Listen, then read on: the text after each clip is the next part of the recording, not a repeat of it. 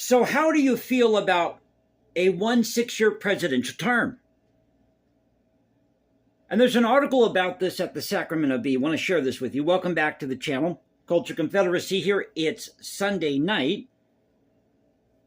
And thank you again for watching, subscribing, being a part of this thing called the Culture Confederacy, where there are no epic soundtracks or pretty boy camera angles, no fancy graphics. It's you, me, my smartphone, the news of the day, as we preserve great art, music, history, and culture. And the presidential debate, let's face it, is a part of American culture. This election cycle we have every 4 years. But what if we did it maybe once every 6 years? And the president couldn't be reelected. So a 1 6-year term. That's it. You're out. And this is an opinion piece by Stephanie Finucane, last name Finucane. Want to make presidential elections less painful? Let's have fewer of them. I'm liking the sound of this already. So it says here, Mexico has the right idea when it limits presidential elections to a single 6-year term, as does Mongolia and the Philippines. But the Confederacy, the CSA, in their constitution, limited the president's term to 1 6-year term. A one-and-done term limit makes sitting presidents less beholden to donors, special interest, and public opinion. And 6 years should be enough time for presidents to accomplish what they set out to do, especially since they don't have to clear their schedules for fundraising, cozying up to party leaders, and worrying about approval ratings. Amen. So this is a pretty fair piece. In fact, she goes after all the candidates here. Sure, it would have some downsides for the U.S. For one, it would prolong the pain if you happen to get stuck with a president who is unfit for the job.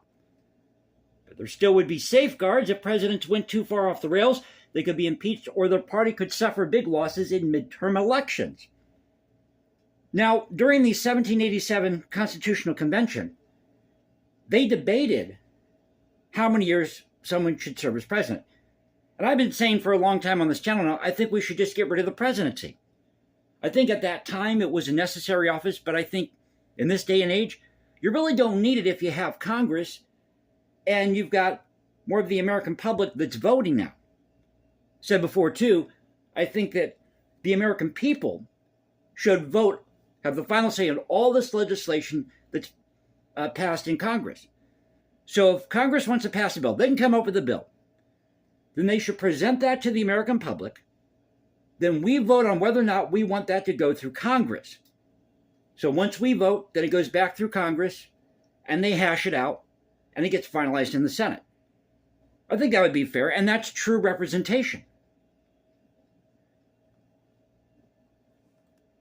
But they were debating this during the 1787 convention. And I'll read to you here in a moment what the 22nd Amendment says, because that really set in motion this whole idea of term limits. So originally, during the Constitutional Convention, they were debating this idea of how many years someone should serve as president, and they were thinking about 7 years, a 1 7-year term. Well, actually, no, they were thinking about a 7-year term, but didn't specify how many times that person can serve. So then you have the election in 1877. Well, in 1877, Ulysses S. Grant wanted to run for a third term, but he had low approval ratings, and he was being discouraged by people in his own party to run. Then he tried to run again in 1880, and he lost in 1880. But then you have Franklin D. Roosevelt, who went against Thomas E. Dewey in 1944 and won a 4th term. But he died in office, I think in April of 1945. There you go. Franklin Delano Roosevelt died in 1845. No, he died in 1945, April 12th, I think it was, around that time, in office, because his health was deteriorating. So Harry S. Truman succeeded him, was his vice president at the time, took over as president. And in 1947, that's when they came up with this 22nd Amendment. But it didn't get ratified till a few years after that by all the states. In fact, 36 of the 48 states had ratified it, but Hawaii and Alaska weren't states yet. So states like Florida didn't really ratify this until 1951. So it really didn't get implemented until about 1951, 1952, once all these states had ratified it.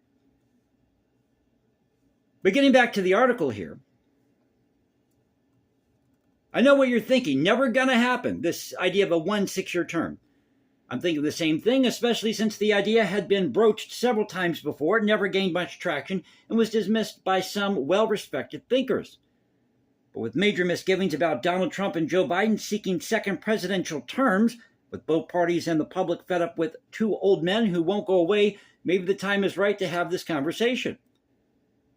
Goes on to say here, in a 1986 op-ed in the New York Times, the late historian Arthur Schlesinger Jr. called the argument for a 6-year term limit, quote, superficially attractive, and feared that it could potentially lead to perverse consequences. I think this would be a great idea. Maybe we should shorten it to 5 years, a 1 5-year term. Or just get rid of the presidency altogether. Because all you'd have to do is hold a constitutional convention. States hold a convention, and then they decide whether or not they want to keep the presidency or not. Or at least limit the powers of the president and limit the term to maybe 5 or, as they're arguing here, 6 years.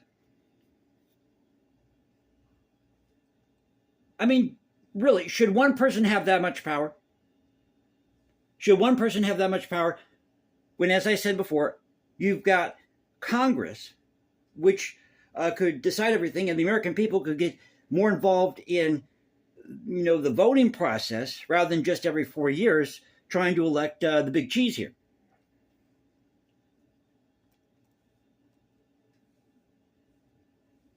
So Schlesinger also argued, quote, it is a terrible idea for a number of reasons. Among them is that it's at war with the philosophy of democracy. To bolster his case, he threw in a quote from George Washington, I can see no propriety in precluding ourselves from the service of any man who on some great emergency shall be deemed universally most capable of serving the public. But if you thought, she says here, heaven help the nation that has only one person who can effectively deal with a quote-unquote great emergency. 2, the Founding Fathers didn't seem to care much about abuse of power. To wit, the Constitution originally included no term limits for president or members of Congress. If it weren't for the 22nd Amendment, which limits presidents to 2 terms, we could have presidents for life. Sounds sort of like a monarchy, doesn't it? And that's what they were arguing at the 1787 convention, Constitutional Convention. Do you want to have an elected king? Will this thing devolve into a monarchy? Number 3, why do we continue to revere a bunch of privileged... Now, this is really funny. I like this. Why do we continue to revere a bunch of privileged white guys, many of whom were slave owners, to the point that we continue to believe they are all wise and therefore their word should be law? Exactly. Because the truth is, folks, dirty little secret here. The American people have the power. They've always had the power. This is a government for the people, elected by the people. So if the states wanted to get together tomorrow and just start from scratch, they could. Hold a constitutional convention and say, we're just going to start over here. This thing ain't working. The presidency's too divisive. We don't have enough representation. Maybe we should add more people to Congress. Make the Congress larger to represent the actual population as it is now. Can you imagine if we had 2 Capitol buildings in D.C.? Everybody spread this out and have, the Congress spread out into different districts throughout this thing called the United States. So you have a Capitol or a building in D.C. where they meet. You have the building, let's say, in Portland, Oregon where they meet, or in New York City, or wherever it is, somewhere down south in Florida, maybe in Miami. Granted, my interest is in at least exploring the idea of a 6-year term limit is at least partly born out of disgust and despair. This is a frightening time for our nation. We'll almost certainly be stuck choosing between 2 presidential candidates who are arguably unfit for office for very different reasons. Now here's where she really goes after all these candidates, including RFK Jr.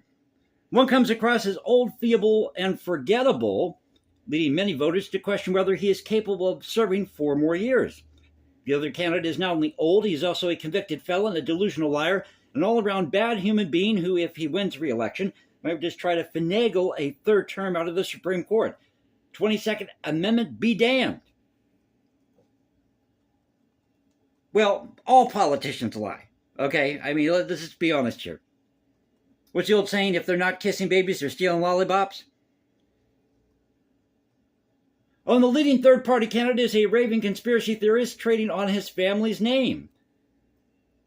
This election cycle demonstrates once again that there is something fundamentally wrong with the way we go about selecting our presidential candidates.